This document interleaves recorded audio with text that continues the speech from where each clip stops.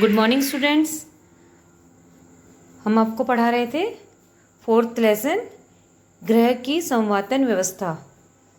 इसमें हमारा आधा चैप्टर हो गया है और आज हमारा टॉपिक है वायु की अशुद्धियाँ।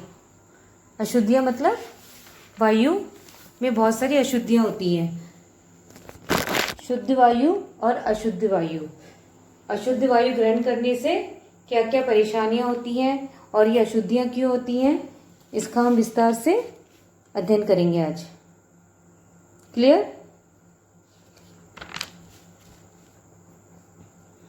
सबसे पहले है वायु में अशुद्धियों का पहला कारण है कार्बन डाइऑक्साइड गैस की अधिकता। हम प्राय देखते हैं कि वायु में जो शुद्ध वायु होती है उसमें कुछ अंश कार्बन डाइऑक्साइड तथा अन्य अशुद्धियां पाई जाती हैं। चाहे वो शुद्ध से शुद्ध वायु हो, उसमें कुछ न कुछ अंश कार्बन डाइऑक्साइड के होते हैं और कुछ अन्य अशुद्धियां भी पाई जाती हैं। फिर भी वह वायु कैसे कहलाती है? शुद्ध वायु कहलाती है। लेकिन अगर इस वायु में इन अशुद्धियों की मात्रा अधिक हो जाती है तो वो वायु क्या हो जाती है? अशुद्ध वायु कहलाती है। और कार्बन डाइऑक्साइड एक गैस, जो कार्बन डाइऑक्साइड है, ये विषैली नहीं होती है, फिर भी इसकी अधिकता होने से दम घुटने लगता है और अन्य गैसों की अपेक्षा यह भारी होती है। फिर भी कार्बन डाइऑक्साइड भी एक कारण है जिससे वायु ये अशुद्ध होती है। सेकंड है कार्बन मोनोऑक्साइड। कार्बन मोनोऑक्साइड प्रायः जो रेलगाड़ी है, रेलगाड़ी में जो कोयले जलते हैं उनसे जो धुआं निकलता है उससे कौन सी गैस निकलती है? Carbon monoxide. और यह इसका भी स्वास्थ्य पर बहुत बुरा प्रभाव पड़ता है। थर्ड है जल वाष्प की अधिकता। बरसात के मौसम में भी तथा सीलन भरे स्थानों की वायु में जल वाष्प की मात्रा अधिक हो जाने से भी वायु में आर्द्रता उत्पन्न हो जाती है और इससे वायु कैसी हो जाती है? भारी हो जाती है और ये शरीर में पहुंचकर श्वसन क्रिया के अंगों तथा हड्डियों के जोड़ों पर बुरा प्रभाव डालती है, अर्थात यह अशुद्ध हो जाती है। धूल के कण तथा रोग के जीवाणु। प्राय हम देखते हैं कि वायु में धूल के कण या सूखी हुई वस्तुओं के रेशे तथा कुछ रोगों के जीवाणु भी वायु में मिलकर उसे वायु को अशुद्ध करते हैं। प्राय हम देखते हैं कि जब हम अपने घर आंगन में झाड़ू लगाते हैं तो उस हवा के झोंके से जो धूल के कण है वो चारों तरफ फैल जाते हैं और उन धूल के कणों के कारण कभी कभी हमें बहुत तेज तेज छींकें आने लगती हैं और वही धूल के कण फेफड़ों के द्वारा हमारे शरीर में प्रवेश करते हैं और जिससे अनेक बीमारियां उत्पन्न होती है, श्वास संबंधी अनेक, और हमें सांस लेने में भी दिक्कत होती है। और उसी के अनुसार जैसे कुछ इसी प्रकार अशुद्ध वायु में कुछ रोग के जीवाणु भी उपस्थित रहते हैं अशुद्ध वायु में, और जो सांस लेते समय हमारे शरीर के अंदर प्रवेश करते हैं और वो भी हमारे शरीर पर उसका भी प्रतिकूल प्रभाव पड़ता है। तो क्लियर हो गया कि कैसे अशुद्धियां उत्पन्न होती हैं। फर्स्ट था कार्बन डाइऑक्साइड गैस की अधिकता हो जाने के कारण, कार्बन मोनोऑक्साइड के कारण, जल वाष्प की अधिकता के कारण और धूल के कण तथा रोग के जीवाणु जो सांस लेते समय हमारे शरीर में प्रवेश कर जाते हैं और जो हमारे शरीर के लिए हानिकारक होते हैं। अब है नेक्स्ट टॉपिक है आपका वायु अशुद्ध होने के कारण, कॉजेस ऑफ एयर इम्प्योरिटी। उनके क्या कारण है, क्यों वायु अशुद्ध हो जाती है? श्वास क्रिया। सभी को पता है कि मनुष्य को जीवित रहने के लिए वायु की आवश्यकता होती है और वो सांस लेने के लिए कौन सी गैस लेता है? Oxygen gas. और श्वास के साथ वो ऑक्सीजन ग्रहण करता है तथा ऑक्सीजन शरीर में पहुंचकर एक रासायनिक क्रिया करती है जिसके कारण कार्बन डाइऑक्साइड गैस उत्पन्न होती है और ये गैस शरीर से बाहर निकलती है तथा वायु को अशुद्ध करती है। कार्बन डाइऑक्साइड पहला टॉपिक हमने वैसे पढ़ा था ऊपर। फिर है जलने की क्रिया। प्राय मनुष्य अपने दैनिक जीवन में अनेक चीजों को जलाता है ईंधन के रूप में यूज करने के लिए। इससे भी जो धुआं निकलता है वह भी वायु को क्या करता है, अशुद्ध करता है। और इन पदार्थों से निकलने वाला धुआं भी क्या होता है, कार्बन डाइऑक्साइड निकलती है तथा कार्बन मोनोऑक्साइड गैस उत्पन्न होती है जो ये वायु को दूषित कर देती है। और पदार्थों के सड़ने से भी वायु अशुद्ध हो जाती है, जैसे सड़े गले खाद्य पदार्थ हैं, या कूड़ा करकट है, मृत जीवों की सड़ी लाशों से कार्बन डाइऑक्साइड, अमोनिया, हाइड्रोजन जैसे विषैली गैसें निकलती हैं और इससे भी वायु क्या हो जाती है, अशुद्ध हो जाती है। और धूल के कण, तो मैंने आपको बताया था, धूल के जो कण हैं उससे भी वायु क्या हो जाती है, अशुद्ध हो जाती है। और रोग के रोगाणु, यदि कोई रोगी मनुष्य है, वो श्वास के द्वारा कफ, मलमूत्र के रूप में इसके शरीर से निकली गंदगी का यदि उचित स्थान पर निष्कासन नहीं किया गया तो उसके रोगाणु क्या होते हैं, वायु में मिलकर वायु को अशुद्ध कर देते हैं। और धुएं द्वारा भी, प्राय नगर और महानगरों में देखा होगा कि बड़े बड़े कारखाने होते हैं और इन कारखानों से निकलने वाला धुआं भी क्या होता है, हानिकारक होता है, जो वायु को अशुद्ध कर देता है। तो इन निम्न कारणों के कारण वायु क्या हो जाती है, अशुद्ध हो जाती है। उसके बाद आपका नेक्स्ट टॉपिक है अशुद्ध वायु के हानिकारक प्रभाव। मतलब इस अशुद्ध वायु तो होती है, लेकिन इस अशुद्ध वायु से हमें क्या हानिकारक प्रभाव पड़ता है उसके विषय में बताया गया है। इसका फर्स्ट पॉइंट है, अशुद्ध वायु में श्वास लेने से व्यक्तियों को विशेष रूप से श्वास संबंधी रोग हो जाते हैं। यदि हम जो सांस लेते हैं यदि वो अशुद्ध वायु होगी तो क्या होगा, मनुष्य बीमार हो जाएगा। सेकेंड, कार्बन डाइऑक्साइड की अधिकता से दम घुटने, चक्कर आने व जी मिचलाने तथा उल्टी होने लगती है। हमने ऊपर आपको बताया कि कार्बन डाइऑक्साइड किन कारणों से अधिक हो जाती है। यदि उसकी मात्रा बढ़ जाती है तो उससे भी अनेक समस्याएं सामने आती हैं। ऐसे ही धूल के कण हैं, ऊन, रुई के रेशे आदि में खांसी, टॉन्सिल बढ़ना, डिप्थीरिया व निमोनिया आदि रोग होते हैं। यदि धूल के कण हमारे शरीर के अंदर प्रवेश कर गए, धूल के कण हैं, ये ऊन है, ये रुई के रेशे हैं, इससे भी अनेक बीमारियां जन्म लेती हैं। फोर्थ है, अन्य हानिकारक व विषैली गैसों की अधिकता में, हानिकारक गैसों से तो बीमारी होगी, जैसे खांसी है, निमोनिया, टीबी, डिप्थीरिया आदि रोगों की संभावना भी बढ़ जाती है। फिफ्थ पॉइंट है, इसके अतिरिक्त निरंतर अशुद्ध वायु सेवन करते रहने से भी हृदय की गति अनियमित हो जाती है। यदि लगातार हम अशुद्ध वायु ही ग्रहण करते हैं, हमारे चारों तरफ का वातावरण अशुद्ध होगा तो इससे भी हमें अनेक परेशानियां हो जाती हैं, जैसे सिर दर्द, भूख न लगना तथा कब्ज होने की शिकायत हो जाती है। शरीर की स्फूर्ति तथा रोग क्षमता कम होने से व्यक्ति जल्दी जल्दी बीमार पड़ने लगता है तथा चेहरा पीला व क्रांतिहीन दिखाई देने लगता है। उसका चेहरा क्या हो जाता है, पूरा शरीर भी उसका सुस्त हो जाता है, शरीर भी, उसके चेहरे की चमक भी गायब हो जाती है।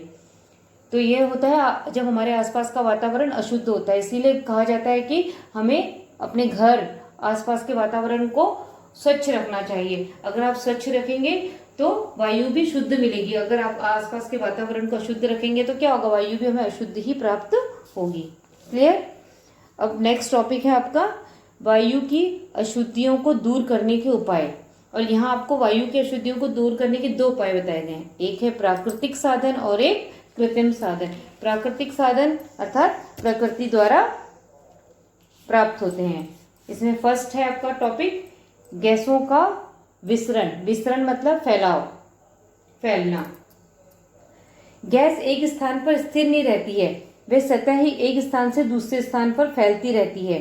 शुद्ध वायु भारी होती है किंतु जब वह अशुद्ध हो जाती है तो हल्की हो जाती है और ऊपर उठ जाती है, और उसके ऊपर उठने से खाली हुई जगह को घेरने के लिए दूसरी वायु स्वयं ही आ जाती है। यह क्रिया निरंतर चलती रहती है और वायु शुद्ध होती जाती है।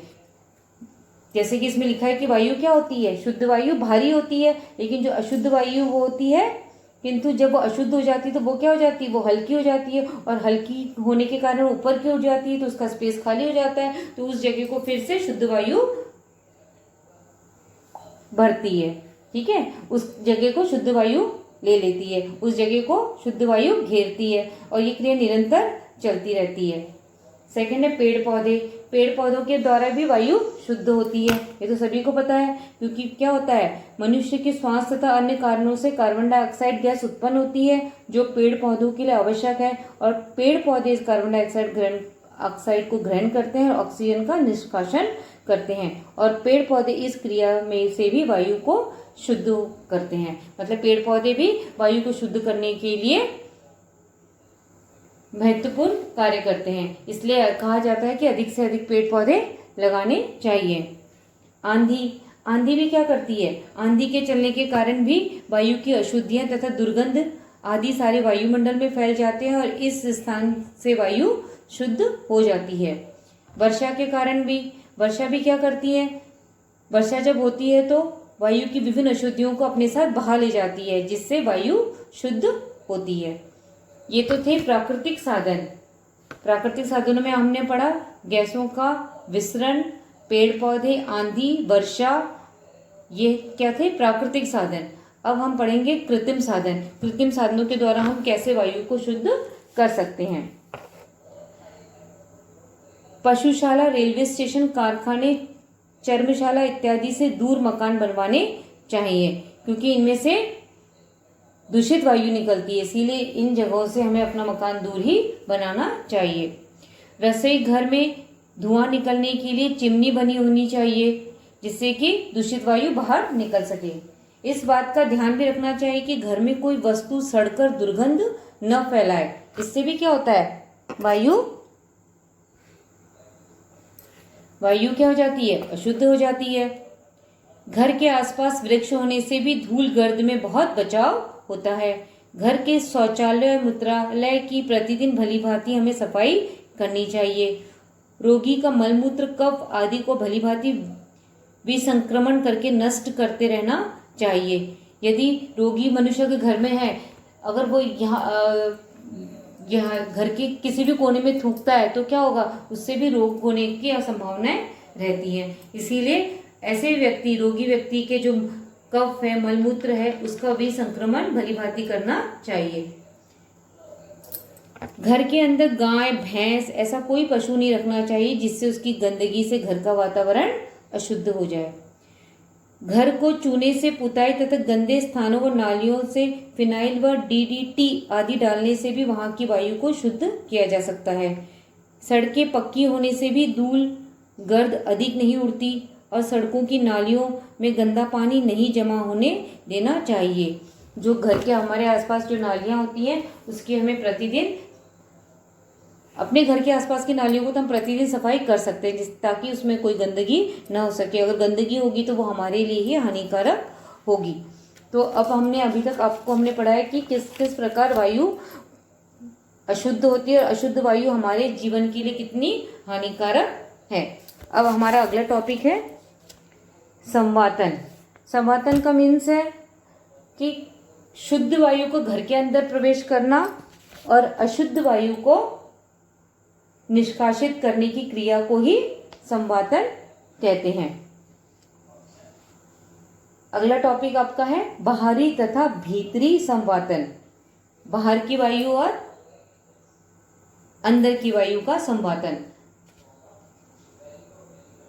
संवातन की व्यवस्था उचित हो, इसके लिए घर के भीतरी व बाहरी संवातन में एक रूपता होनी आवश्यक है। यदि किसी एक में भी दोष होगा तो दूसरे भले ही उत्तम हो, परंतु उसका कोई लाभ न होगा। बाहरी संवातन के लिए निम्नलिखित परिस्थितियां अनुकूल होंगी। फर्स्ट है, मकान इतने घने न बसे हों कि उनमें शुद्ध वायु का आवागमन न हो सके। मकानों की ऊंचाइयों में अधिक अंतर न हो। मतलब प्राय देखा जाता है जहाँ घनी बस्ती होती है, जहाँ कोई जगह नहीं होती बीच में, तो वहाँ क्या होता है, गंदगी होती है और अशुद्ध वायु प्राय वहाँ, क्योंकि वायु का आवागमन ही नहीं हो पाएगा। शुद्ध वायु अंदर कैसे आएगी और शुद्ध वायु बाहर कैसे जा पाएगी। इसीलिए घर वहाँ होना चाहिए कि आसपास थोड़ा खुली जगह हो। मकान के आसपास कोई कसाई खाना, शमशान घाट, रेलवे स्टेशन तथा कारखाना नहीं होना चाहिए। इससे भी क्या होगा, वायु अशुद्ध हो जाएगी। सड़कें तथा नालियां प्रतिदिन स्वच्छ होनी चाहिए।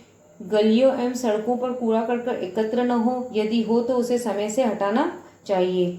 शौचालय की उचित व्यवस्था हो और उसकी प्रतिदिन समय से सफाई होनी चाहिए। ये तो अब है भीतरी संवातन की आवश्यक परिस्थिति। ये तो बाहरी थी, अब भीतरी क्या क्या सुविधाएं हमें करनी चाहिए। भीतरी संवातन की उत्तम व्यवस्था के लिए हमें निम्न परिस्थितियां उत्तरदायित्व है, जैसे मकान में शुद्ध तथा ताजी वायु प्रवेश कर सकें, इस प्रकार के हमें उसके मकानों के मॉडल होनी चाहिए। मकानों का घर हम जब मकान बनाते हैं उसके जो दरवाजे खिड़कियां उसी अनुसार बनाए जाने चाहिए, ताकि बाहर की शुद्ध हवा अंदर प्रवेश कर सके। और कमरों का तापमान अधिक न हो, इस बात का भी ध्यान रखना चाहिए। वायु निरंतर गतिशील हो, जिससे शरीर का ताप निष्कासित हो सके। मकान में उत्पन्न दूषित गैस, हानिकारक कीटाणु तथा धूल आदि एकत्रित न हो सके, इस बात का भी हमें विशेष ध्यान देना चाहिए। क्लियर हो गया कि संवातन, शुद्ध वायु को अंदर आना और दूषित वायु का घर से बाहर निकलना, इसके लिए हमें कौन कौन सी सावधानियां बरतनी चाहिए, हमने अंदर कौन कौन सी सावधानी बरतनी चाहिए और बाहर कौन कौन सी बरतनी चाहिए, वो आपको हमने क्लियर कर दिया।